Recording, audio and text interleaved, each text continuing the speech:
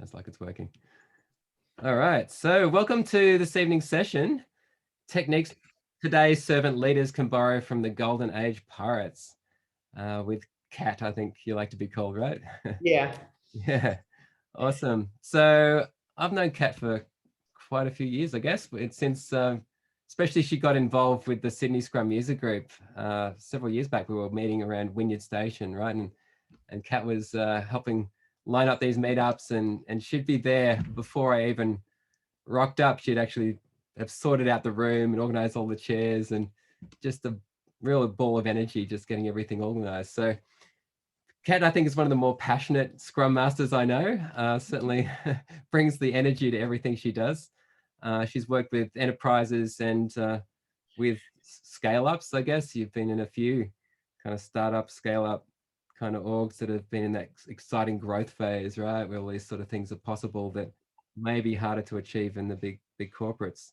So I think it's a really interesting kind of experience you've got there, and a lot of years and a lot of different organizations. If you look at Kat's LinkedIn, she's just got loads and loads of different places she's worked as a Scrum Master and an Agile coach, and perhaps a bit of project management. So currently at Slip, who are a really interesting fintech, right? Doing this, solving the problem of having these paper receipts and things floating around. And yeah, it sounds like a really interesting one. But yeah, look, I think I'll let Kat fill in the rest of that in terms of her background and what this is all about. So without any further ado, over to you, Kat. Welcome. Can everyone give her a warm welcome? Thanks, pirates. Good on you. It's always nervy when you're trying to hold a good conversation and share some ideas. We did have technical difficulties, but I'm hoping this screen sharing comes to life with relative ease. Let me know if you can see my screen, please. I'm just going to move a few boxes around. Yep, all good. All right. Thanks, Rowan. So first up, I want to take a minute to acknowledge the Gadigal of the Eora Nation. They're the traditional custodians of this land, and I pay my respects to elders, past and present. So let me see if I can make this work. Hey, there we go. As Rowan said, my name is Kat. I've got a blended background. I've had rather a lot of fortune in my career. So I have worked in big enterprise organizations. I've worked in sort of mid-size and scale up and startup spaces. And I'm working with Slip at the moment. So as Rowan said, Slip are a fintech, and we're doing some really good things. They're solving a lot of jobs to be done from a customer perspective. They're backed by the big four banks in Australia. And what it means is they're taking the paper receipt out of the process and getting the receipt straight into your banking app. Kind of cool when you consider how many receipts fade or you lose or you miss out on tax time. And when you think about tax time, everything's there. So NAB has integrated Slip into their app. We've got 3 more banks and we've got a lot of merchants. And if you go to one of the merchants that's on the Slip platform, so Chemist Warehouse or Veronica Main, you can get the receipt SMS to you if you're not with NAB. But if you want to see what else they're up to, it is spelled SLYP. They're on LinkedIn. They do have open roles, and it's slip.com.au. So check them out. Now, gang, I've made a couple of assumptions that I think is important to call out tonight. First is you've read the Scrum Guide. I'm kind of hoping for all the Scrum Masters on the call, you certainly have. And that you understand the Scrum Master's role is to reveal, not to resolve. And even more, maybe you have watched the clip, How to Be More Pirate, or maybe you've read the book, so you may have a little more context. So let's get into this. And I'm with Steve Jobs. I would have rather have been a golden age pirate than have been in the Royal British Navy or the Merchant Navy. So back in 1690 up to 1725, there was this piracy movement, and they were referred to as the golden age of pirates. And by way of background, conditions were pretty if you were in the Merchant or the Royal British Navy. So this is at the time when the world was firmly being divided and conquered. Now you would go to sea and maybe you would lose a limb. That was very common, but you'd get no compensation. Or you would go to sea and fight these grand battles and dominate and win the treasure and come back. But sometimes you weren't even getting paid. Not a great place to be, but quite like you, these crews were professionals. They knew their craft, they knew their space, they knew how to sail, but more importantly, they knew how to get the treasure. And what they weren't prepared to do was give up on getting the treasure. So maybe the best way to think about them is rebels or rogues, because what they did is rejected the rules that were in place by these big establishments. They remade them. They reorganized themselves in a way that heavy infrastructure or heavy process didn't hold them back. They were dynamic and they were responsive. And what made their accomplishments in such a short amount of time so extraordinary, they introduced workers' compensation. Everybody knew if you lost a leg, an arm, or an eye, and this was very common during those days, you got fair compensation. There was a particular price for losing your leg or your arm. They had same-sex relationships. There were female captains. They had fair pay. There were only 3 roles on a pirate crew: the captain, the quartermaster, and the crew themselves. Okay, on a technicality, sometimes there were 2 more, and that was a doctor, if they were lucky, or a gunner. They also created a cocktail, not a bad place to be if you're on this pirate crew. At one point, they tipped 33% diversity in their crews, something that most organisations in 2021 struggle to do. So how did that come about? Well, if you were captured by a pirate crew, you had 2 options: die or join the pirate crew. Now, if you were a slave, which was also common on a ship that was captured, joining the pirate crew, a crew where you were actually going to get paid, not be a slave, something that had standards, codes, rules, and principles, was a much better option. And that's how the diversity spread. These pirate crews weren't armed up either, like the Merchant or the Royal British Navy. So they would scale up for battle, all working together with the same standards, codes, rules, and principles, and they'd disband. They'd get the loot and they'd distribute it evenly. So maybe a way to think about that in the context of Scrum is in a nexus.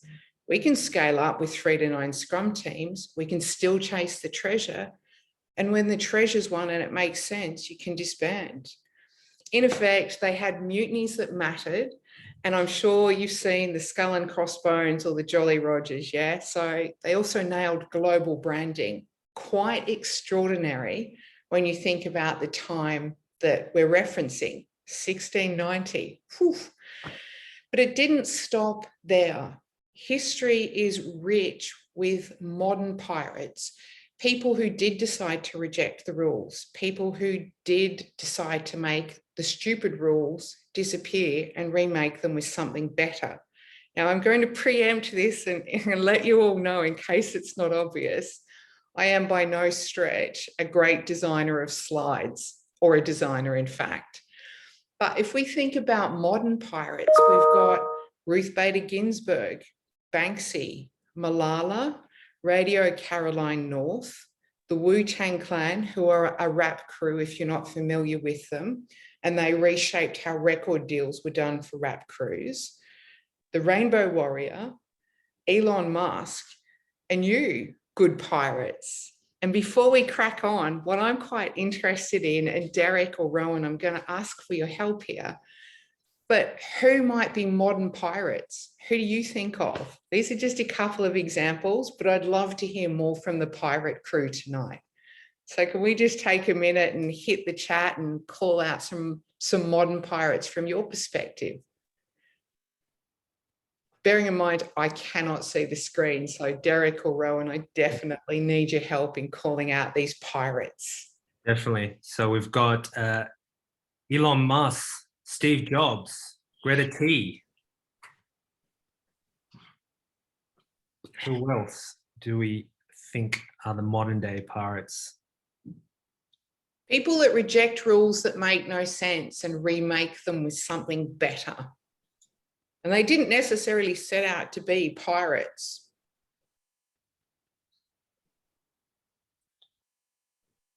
Satya Nadella, Mahatma Gandhi, Richard Branson. Yeah, there we Mohammed, go. Yunus.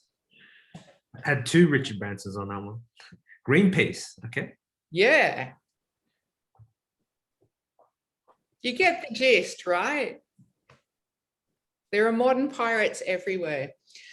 Now let's contextualize this to our world. So this is, largely for coaches and Scrum Masters. It's inclusive of all servant leaders, but I firmly anchored the content tonight for Scrum Masters and coaches. So if you remember, there were 3 rules on the pirate crew: the captain, the quartermaster, and the crew. So Scrum Masters are very much like the quartermaster. So you were considered as powerful as the captain. And I guess in our world, I would say the captain are our product people. And I refer to them as product people because so often we work with product owners and product managers. So I'll call them product people for tonight. Now, you've got a rather large responsibility for the culture. You're a counterbalance to the authority of the captain. And amongst all the other servant leadership duties that you bring, you're also the most trusted person on the ship. So there are a lot of similarities with what it meant to be both a golden age pirate and our world that we're sailing in today. So we're going to cover 3 topics tonight. What can we borrow that they did and maybe use in our world today? So first up is treasure mapping. And treasure mapping is about causing good trouble by serving and leading your teams on a journey of discovery, collaboration, and co-creation of new rules as they sail about turbulent seas. It's about how you evolve and unlock their collective intelligence, both in the organization and with the Scrum teams that you're working with. We're also going to cover how to create pirate articles and create a pirate code. And finally, we'll wrap up with the importance of finding your pirate crew. So here we go, treasure mapping. We reveal, we don't resolve. So when you start treasure mapping, the idea is to be transparent. The idea is to listen with curiosity and humility so that you can learn the language of the team and the organization. And quite like a sprint review, where it's a working group coming together to inspect what's been created, we also ensure that we bring to the fore all the challenges and all the work. And this is our opportunity to co-create new rules. So it was actually a team that taught me this. And they taught me this because they said, everyone keeps asking us when something is going to drop. But look at our day. All we do is context switch, help. So a treasure map is something I do when I join an organization, when I'm working, with a new team in the organization, or if I'm moving to new teams in an organization. And it's not to say you can't treasure map, because you're the quartermaster and you've got the voice of the crew. You've also got the responsibility for maps and territories. So this is quite important. And I'll show you, again, my design skills or lack thereof are going to become very apparent very quickly. But the way I approach treasure mapping is this. I create a grid that is a calendar month, and it includes time. And as you're being onboarded, and don't worry if you don't have a terrific onboarding experience, because there's nothing that says you can't enhance that. And it's your opportunity to apply color. So you just color code all the things that are happening. And treasure mapping with all the things that you're capturing is about capturing the purpose, the outcomes, the contributors, the agendas, the frequency, and the duration. It's an as-is state of both the organization and from the team's perspective and how they're working. The map is iterated on a lot during those first 30 days, and it's your chance to validate assumptions and to look for evidence. So it goes back to being curious, to being humble, and being scientific. It's an experiment, but it's going to give you some very rich context. So let me zoom over. This is a large, messy view. I haven't hacked the full map together. I use the word hack a lot, but I've hacked together a short view. And what it shows you is I've got the days, I've got some times captured, but I'm capturing all the work, everything, making the unseen seen, company events, stakeholder sessions, meetings, more meetings, triaging, and prod releases. We won't go into all of it in detail, but let's have a look at the first couple of days. So 2 teams. Yep, they're doing a daily scrum, but they're kind of blowing out the time box. Why? What's happening? They've got bug triaging, one-on-ones, interviews, and stakeholder session. That's a really hectic 2 hours to start your day. But then there's a company stand-up. Oh, terrific. Look, we've got a one-on-one and it's over lunch. So you're either eating lunch or there goes lunch. Now, these are just indicative. These are things that aren't necessarily happening in my current environment, but I've certainly seen happen in my collective career experience.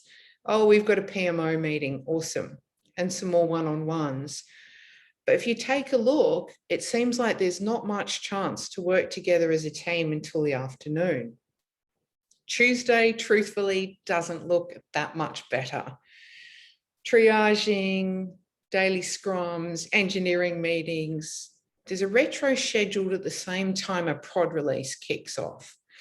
Potentially it's the retro that's going to get bumped. And if it's getting bumped, your teams are losing that really sacred opportunity to consider how they're working and how to improve.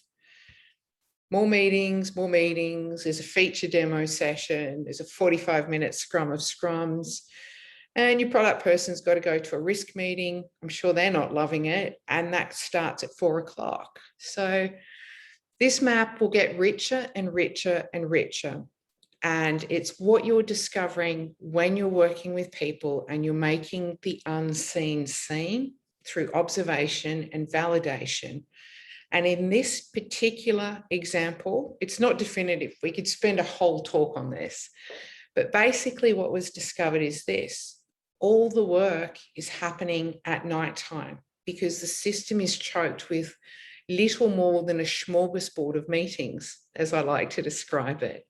There is absolutely no slack time in here, no thinking time, no creativity time. We've got an overuse of meetings and an underuse of Scrum events. We've got long feedback loops because we're in 10-day sprints, but we're only getting to do 1 prod release every 10 days. In the view that is mapped above, and I will cut these out for sharing, we've got no time with the customer. So we're creating treasure and value for customers, but we're not with customer support. We're not with customer onboarding, we're not with the sales team, and we're not talking to them directly. But neither in the current state are the teams working in a dual track way, meaning within a sprint, they're hamstrung. They don't have the time to simultaneously explore the problem space and build, which is very possible and actually not too hard to accomplish. No continuous discovery and low focus. Kind of like, it must feel like they were maybe in the merchant navy at this point. And it's easy to understand why. And in the interest of staying true to the time box tonight, what I haven't done is drill down and shown you all the agendas, the purpose, the outcome, etc. But as you map that, what you will often find is duplication, or repetition, or opportunities to get leaner. So that's a starting point. And here's how you work with people to reimagine a different world, because you've just revealed so that people can resolve. Same kind of view, we've got days, we've got times, same events are there. But what we've done in working with our product people is we've introduced like some customer time, some customer interviews, some onboarding, some time with support. And I've called it prototyping, but you can consider that product discovery, I guess. So I typically approach this in terms of starting with the Scrum team first and asking if they've ever worked with the framework holistically. Do they understand the purpose of the different events and how to unlock them? And would they be open in their 10-day sprints? And bearing in mind, sprints don't have to be 10 days. We know this. They can be longer. They should be in some cases. But what we do is we introduce all the events and the teams vote on this and it's iterated. So your second state, your second treasure map that you create, many, many iterations will happen. And the other thing that we've done in this particular view, and I learned this from John Cutler. I don't know if anybody follows his blog called The Beautiful Mess. Do. It's full of great content. And what he said is he and another product manager was spending so much time in stakeholder sessions, they got no time with the customer. So what they did on a Monday, they made a video and answered all the questions that were being asked of them in all these 1-hour sessions, and they sent it out and they stopped the sessions. So that freed up a remarkable amount of time for them. Or in the case of having to go to a PMO, it's been a long time since I've worked with a PMO, but if that's there, is it possible to hustle so your product person sends the video and a report? They're the first person that shares and then they ditch the meeting. You won't do this on your own, but you will co-create this within the organization and within your Scrum teams.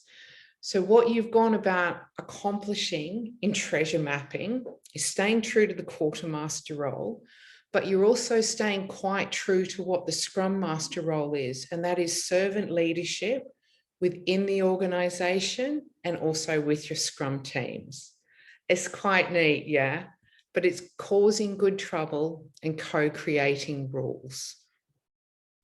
So what happens after we've done this? Obviously, we put it in action, and it's best if you can frame evolution in terms of an experiment that you measure and check in with.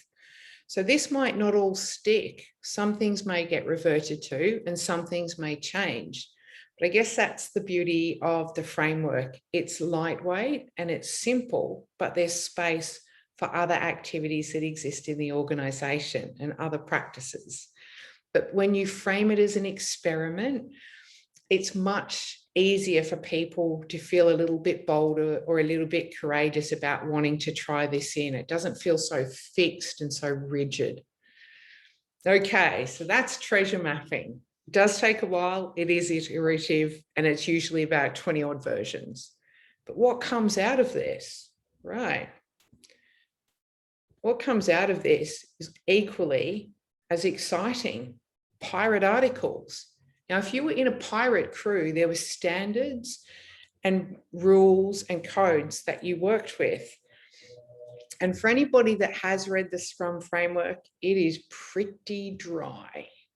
And it's very easy to alienate crews if you constantly refer to things as increment, or you keep saying, let's inspect and adapt, or let's be more transparent. True, you want to do those things. But because you've treasure mapped and because you're learning the language of both the organization and the teams, and because this is also your craft, what you're able to do is create articles, and they might be checklists, they might be playbooks, they might be modified agendas. And I'll cut this out and share it with you. Again, it's not definitive. It's an idea to give you some insights and examples of how I've worked with teams, particularly in the startup and the scale-up space, where you really get the opportunity to unlock purpose without losing any of the benefits. So if we look at this particular example with the Scrum team in sprint planning, why is this sprint valuable? Can you work with your product person to ensure they're always the chief context officer? And we always understand this from the beginning. It's also not uncommon, and maybe you've had this experience where there wasn't one sprint goal, but everybody had their own goal. Or there were 7 JIRA references, and that was the sprint goal. I don't know about you, but I never know what JIRA 456 is. I always better understand the story. So as part of your journey, and you might already have clear product goals and clear sprint goals, that's a win. But you're aspiring to get the team to work together to create one sprint goal. And because you've treasure mapped, you're not planning 10 days. I hope you guys and girls aren't leading your crews in planning 10 days worth of work, because there isn't 10 days. Once we inspect our environment, check everything that's going on, we know we've got about 6, maybe 7 days worth of effort by which we can build and which we can discover. And let's not forget the importance of creating an ordered sprint backlog. So sometimes when you go on a journey from a team, it's just, yeah, we've got everything. This is a sprint. We've packed 10 days. Let's go. Diabolical results usually.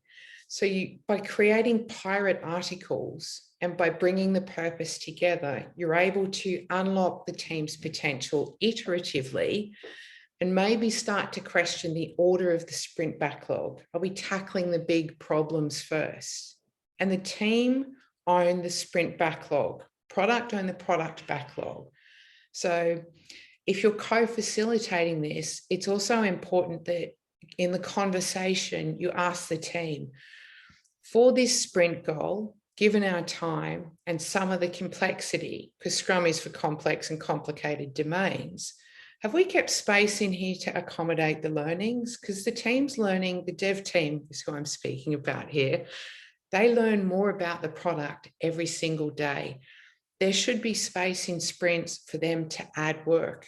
It's theirs, they own it. Not just any work, but work that accomplishes the sprint goal. I encourage you to seek to ask that question. And sometimes, not always, I found there's resistance to the concept of having a definition of done. So I've also reframed it and said, let's just check our engineering and product standards. Can this work be accomplished without that being compromised? So you're still staying true to the purpose of a definition of done. Can we accomplish the outcome without compromising? Bang. And another example, and I'll jump out from here, is the Scrum values. So the way I introduce them in the Scrum articles that we create is to ask these 2 questions. Ask for a confidence vote. So 5 is we're good. 3 is a conversation. So let's just take a check. Gang, can we commit to our goals and each other for this particular sprint? It's a wonderful way to bring the values to life and embolden self-management and ownership within the team. And it's even cooler if somebody says, I don't have a lot of confidence. Great, tell us more. And it opens a conversation, and potentially one that means you adapt the sprint goal or you adapt the sprint backlog, but you're doing this proactively and you're doing it before the sprint starts. Set the teams up for success. Or a different way of bringing a value into the sprint planning conversation is checking, is the primary focus on the work of the sprint and the best possible progress? Exactly the same concept. 5, yeah, we're good. 3, okay, tell us more. Particularly in the startup space and the scale-up space, it's not at all uncommon to discover that 1 or 2 of the team have been given a competing goal during the same time from a really senior stakeholder. So then they're in this horrible position of compromise. They're like, oh, okay, I've got to do what X wants, but I don't think I can really fully focus on the sprint. Terrific, tell us more about that. So all of these leads to different conversation, and they all lead to different outcomes, and it is part of the journey and part of the evolution. But I would encourage you to use your skills and use your imagination. And if in doubt, go back to the Scrum Guide. I swear to you, every time I read it, no matter how many times I've read it, and it's a lot, because I have been fortunate to sort of boost my studies quite high and my certifications, I still discover something every single time. So creating pirate articles is quite a cool way to keep the pirate crew in a position where they are remaking how they work, where you are amplifying a shared understanding, excuse me, and you're evolving together. So how you do that based on your organization's language and based on the right style, only you know best. But in speaking from experience from SLIP, we've accomplished an extraordinary amount of value for our teams by starting somewhere and evolving it. So for the first 3 months, there was no sprint review, and it was my job to introduce the purpose and the benefits. And it was, excuse me, also on me to explain all the times we had to answer questions in Slack and all the reports we were generating and all the overhead. What if we just experiment? And we started to unlock a terrific amount of value. And by iterating on these pirate articles, we're empowering tech leads and product people and engineers who are literally reshaping this space because they have the psychological safety, they have the guardrails, and they have the ownership to do it. And it's not all smooth sailing, but it is great. So they're pirate articles, a rather important part of bringing the Scrum framework to life in a language that unifies but doesn't alienate. Increments alienate everybody. But there's a second part. If you're in a pirate crew, how can you cause good trouble? How can you create a pirate code? And what the hell am I talking about? Right. A pirate code is a team charter. And you may have done these, your teams may have these. Sporting teams, in effect, have a charter, something that you've got to stick to, something that it matters and that you abide by if you're in that team. Now, if you're going to create a pirate code and you're new to working with a team, don't do that at the beginning, right? It's much like do a treasure map versus raising your swords and remaking the rules. You really want to spend a bit of time getting context. I've waited 6 months to do it with the teams that I'm working with because it gave the opportunity to understand the organization, its nuances, the challenges, observe and grow the team, and now's the right time to do it. So what the hell? Right, a pirate code. There's only ever 10 rules. There's a really great book called Checklist. I forget who wrote it, but it's in my book list and I'll share it. You don't want too many rules, just like you don't want to have 50, different ideas that shake out of a retro and nothing gets done. It's made succinctly. And the concept is to evolve self-management. We can't just tell teams they're supposed to be high-performing and self-organizing and self-managing and all these things without evolution and guardrails. But this one they own. And the rules in the code have also got to define the team's reputation, meaning we're the team that our organization counts on for this, or we're the team you can depend on, or we're the team who are something with solving problems. You need to ensure reputation, at least 2 rules fall into the 10. It's also enforced by the team. So what? Yes, it is, because going back to our rockstar pirates, the golden age, here's what would happen. And the crew enforced these codes. If you joined that ship, those rules, they were serious. The codes, they were serious. So if you stole a piece of 8 on a pirate ship, we shall cut off his nose and cut off his ears, and we shall leave him in a place that will cause great discomfort. Well, there's really only 2 places if you're on a pirate crew and a pirate ship and you're at sea where that's going to happen. You're going overboard, or they're going to maroon you in somewhere heinous, right? So they took this seriously. We take it seriously, but we do it a little differently. Now, we've approached this by doing 3 sessions. And to do this, we've also sought the buy-in of the immediate leaders of the team. And by that, I mean the head of Eng, the head of product. And in our case, in this particular example, we've also checked it with the co-founder who's got the remit for product and tech. But the very first session that we're doing is about breaking stupid rules, and it's externally facing. We're saying, what are all the stupid rules that you think exist in this particular company? Capture them. Let's get them all down and let's group them. That's session 1, and it all makes sense in a second. Now, session 2 is very much focused on the internal from the team's perspective. How do we work? What are our rules? What's currently going on? What might be better? So the exact same concept. You can do this remotely. You can do this in person. Miro is a brilliant tool. I'm sure there's loads of others. But the idea is to get the team thinking about what it means, to how they're working, even better if, and group those things together, right? So you've now got 2 sessions, ideally with some space in between them. It's kind of like coming up with solutions to problems. The first one isn't the solution that you usually land on, but the importance is you've given the team a voice and an opportunity to identify improvements in the space that impacts how they work. And then we're asking them, how are they working and what could be better? So on your 3rd session, you use the insights from the 2nd and use we are applying the liberating structure 1, 2, 4, and all. So using that content, the 2nd session, plus anything that the team have considered, as an individual, they'll write down 10 particular rules in the code, including reputation.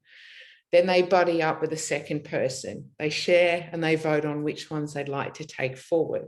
Then you get the gist. You do it in a group of 4. And then we do a playback and we use dot voting. So depending on your team size and how many dots, I mean, you're not going to give 10, are you? That would be kind of weird. But the team will vote on the rules that they believe will go into the code. Again, 10 is your max, 8's kind of cool, but there must be 2 in there about reputation. Because what you then need to come up with is punishments for breaking the rules. Now, I'm not proposing any chopping off of body parts here. What we're proposing, or the team will create this, but here are some examples. If you break 3 rules, then you get to sing a shanty song. If you break 4 rules, you've got to buy pizza for everybody. If you break 5 rules within a sprint, you've got to wear a Frozen costume to the daily scrum, right? So have a bit of fun with it. It's something you should ask permission to do with your teams. Maybe they don't want to do it. That's cool too. Maybe somewhere else in your career, you will get to do it. Maybe you work with a few teams and one's interested and the other 2 aren't. There's no hard and fast rules about getting your pirate crews to do this activity, but it's a kind of cheeky, very pragmatic way of doing it. And the way we've seeded the idea, so we've been seeding this for sort of 6 weeks now. We shared the video, how to be more pirate. Just doing that, so many of our crew and within the organization have individually started breaking stupid rules and remaking them themselves. So we've seeded that idea, and then we've created a wiki, and we took a vote before doing this, and they're all on board. So as we kick off the 3rd quarter, we're creating pirate codes. And before you wrap up your final session, because you are serving and leading, you have to come up with an agreement with the team on how should we enforce this? How can we keep the pirate code going to check whether there's any benefits? And they might ask you to post it in the Slack channel before certain events, or you might check in at the end of the week, or anyway, like there's so many options to do that. But a pirate code, who wouldn't want a pirate code? We're causing good trouble and we're getting things out of the way that constrain us. Alrighty, 3rd point, or 3rd idea for you to consider is this. it's really important that you find your own pirate crew, because the ocean's big and the ocean can be quite mean. And there are rips out there, there are rocks you can land on, and there are reefs you can get ripped up on. And no one wants that, because, gang, you're in a role where your legacy really matters. You're working with the organization, with product, and a dev team, with engineering. You've probably got design in there. It could be a completely different composition, but know this: your legacy will impact people you never meet, right? So it's really important that you consider that, and you consider you. What do you want? What's your next goal? Explore it and come up with some ideas as to what you think that might be. So you get some big advantages in a huge organization. There's a budget to start with. There's a different level of process and practices that you can learn. There's all sorts of learning that will happen that will impact you in your career outside your immediate role. And that's terrific. But there are also a hell of a lot of constraints in a big organization. And only you will know whether that suits your learning goals and your next adventure. Equally, there are tons of advantages in a medium-sized or a smaller organization. And if I were to set some context, I would describe it as Stripe to Google. Stripe are completely dominating their space. They're way smaller, but yeah, they're a bit established. They've got certain standards that you've got to sort of hit to become a striper. I don't know if that's a thing, but you have potentially got a different set of opportunities that exist in sort of medium to small. And that is, you've got more greenfield space. There may be more opportunity for you to shape practices or shape playbooks and also enhance something that is existing. But that's got its own constraints. It could have technical legacy, it could have cultural legacy. There's all sorts of growing pains that exist there as well. And then we've got the much, much smaller startup space, which is typically very greenfields, where you're working with experts and craftspeople, and you've got all your ideas happening. And sometimes the thing that constrains you the most is everybody's trying to land their ideas. So that in itself is a constraint, because you've got to work out a pace together that unlocks potential. So know the kind of organization and the kind of products or services which really matter to you, because that is where you are going to shake out assumptions and constraints. And check this job description, yeah? How much of this job description is reality? Because you need to do your best job at unearthing what that is in the role of a servant leader. Ideally, meet the Scrum team, the whole team. And if you can't, I can't imagine joining a crew where I hadn't met design, product, and engineering, like the leads in that space within the Scrum team. You need to understand their expectations of you. How do they work as a team? Are they working as me or we? You're working in a team-based space. Your role is all about teamwork. So unearth the potential, or unearth what is, as much as you can. And I'm adamant you've got another Scrum team. I have another Scrum team. My other Scrum team is my head of product, my CPO, my head of Eng at the moment in the organizations that I'm with, and also in organizations the size of SiteMinder.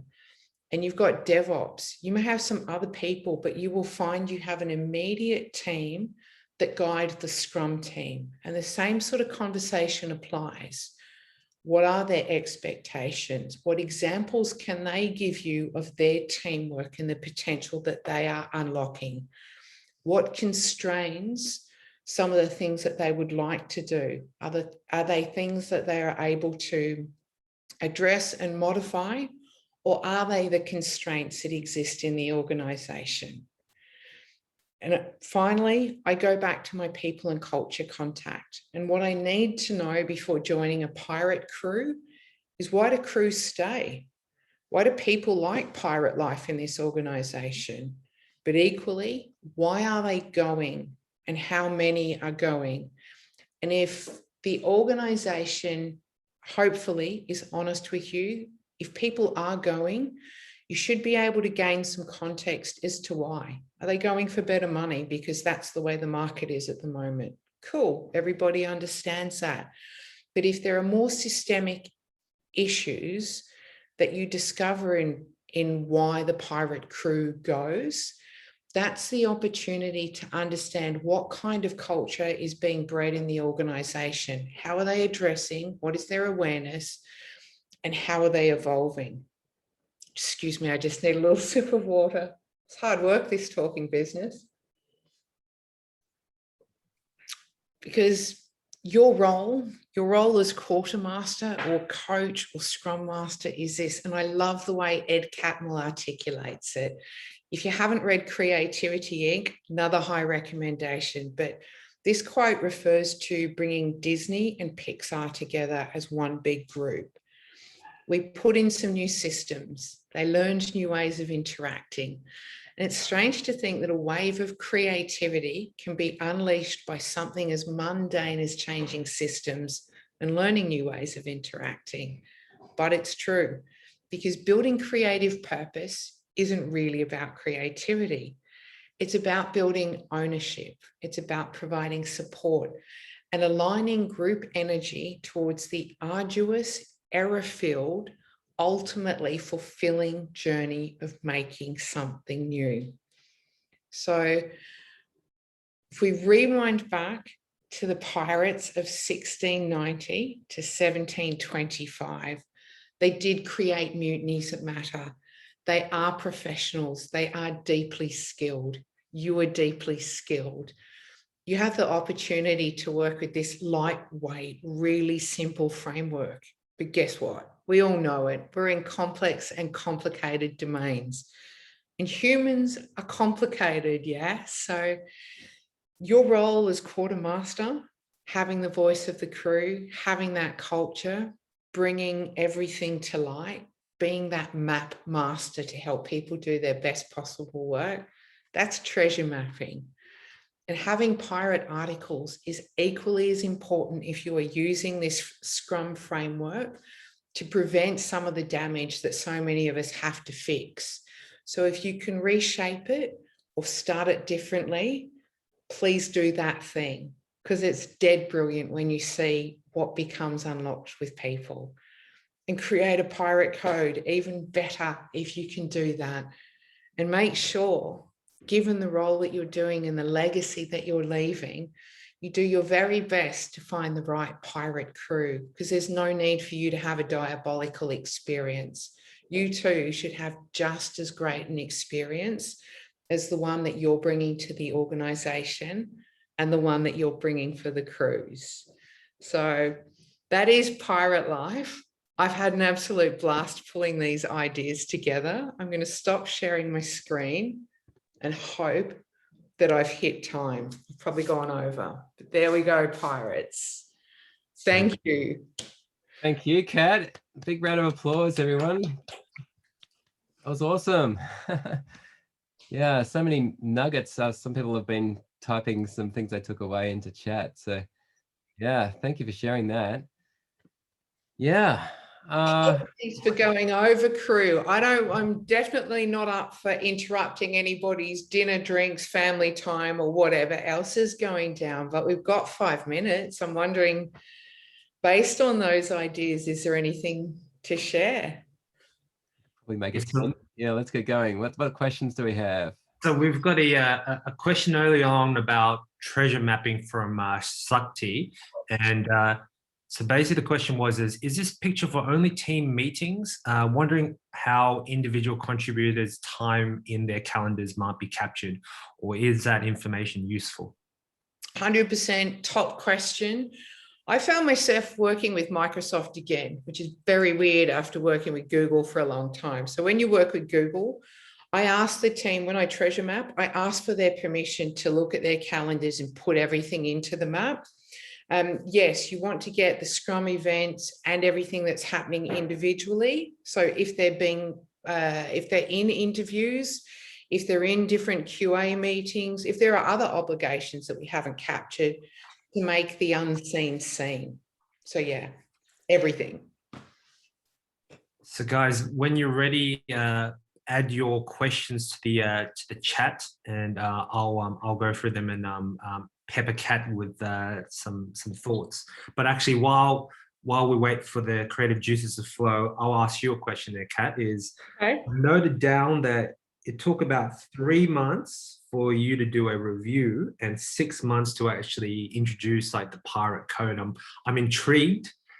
Because normally I remember times in my previous roles and stuff, they'd be like peppering me to say, hey, why don't you sort a review out in the first month? How did you navigate around that, and what was the thinking behind that? Yeah, good question. I often find the sprint review is the hardest to introduce in the Scrum framework. So if it's not happening, that's cool. It did take 3 months to and it's, again, only in my experience, it's a typical time frame, because there may be so many issues impacting the confidence and the psychological safety to want to do that. Or maybe people feel, hey, Gillian, maybe people feel really safe about what's existing. So what you're trying to do in bringing the sprint review to life is showing them where it's already happening, but that there's a different way to do it, and that there's a way we can share the outcomes, the product value that's been created more collectively. And the other one I always drop is, gang, this is our last responsible moment to find out from those key stakeholders who are going to be with us. If they know something that we don't know, that means the sprint's got to be adapted. So given we're remote and we don't often get to see them, let's get that, because we know it trips us up. Thank you.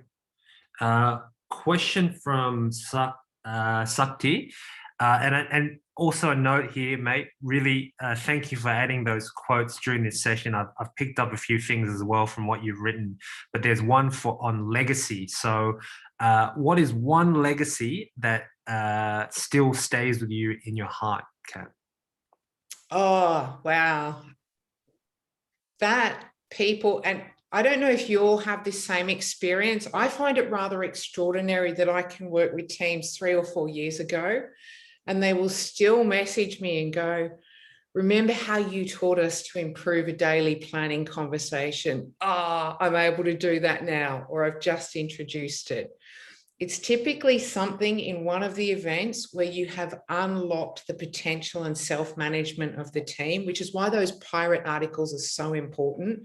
Your creativity coming into that space, because you're serving and leading self-management. But I guarantee you the importance of legacy, when I mentioned you will impact people you never meet, that goodness that you're bringing to the table, that will stay with that immediate group, and it will grow from there. So if you're not doing this role in earnest and with the intention and the integrity that it should be done, you create a legacy of damage. So you choose which one you bring.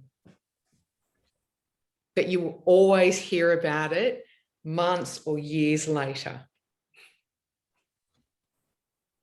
Any story that stands out there? Oh, if any, it's the treasure mapping. The one is, thank you, we're not context switching anymore. Thank you, we've got space. It comes up time and time and time again, because it's often what crushes teams. So we've hit our 6:45 time box. I guess is I'll open the floor. Any questions? Last questions for Kat before we wrap up.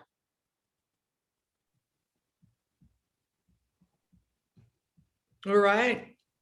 Couple of things, gang. I will share the presentation and I'll cut out those boards from Miro and send them to Rowan and Derek, and also the video, how to be more pirate. If there's anything here that you experiment with, hit me up on LinkedIn. If there's something that you can take from today and make it better, I'd love to learn from you and see what you do. Where can you take this? Or if you read the book, How to Be More Pirate, what changes? And the final ask or idea that I would leave with you is you are way more than the job that you do. So you might find opportunities in life to do the same thing that these golden age pirates did. Reject the status quo and make it a little bit better. You can do any one of these things outside your role. So go forth, be a good human, but keep causing good trouble, because you are so much more than just a job or a career space. Love that phrase, good trouble. Keep Yeah. causing trouble. Yeah, what wonderful words to finish it with, I think, everyone. Thanks heaps. Lots of good. Thank you. Thank you, Yeah, Kat. thanks again to Kat. Hey, yeah, I picked up a heap from that. Lots of practical Joining stuff. us, gang. Fantastic. So thanks for joining, everyone. And hopefully I'll see you again. We've got another meetup next month. But all the best, and thank you. Keep the pirate action happening. Thank you, everyone. Bye, Micro Pirate. Shiver me timbers. Hey. Hey, See you later. Rowan, can you hang for a second? Sure can. Awesome. You guys.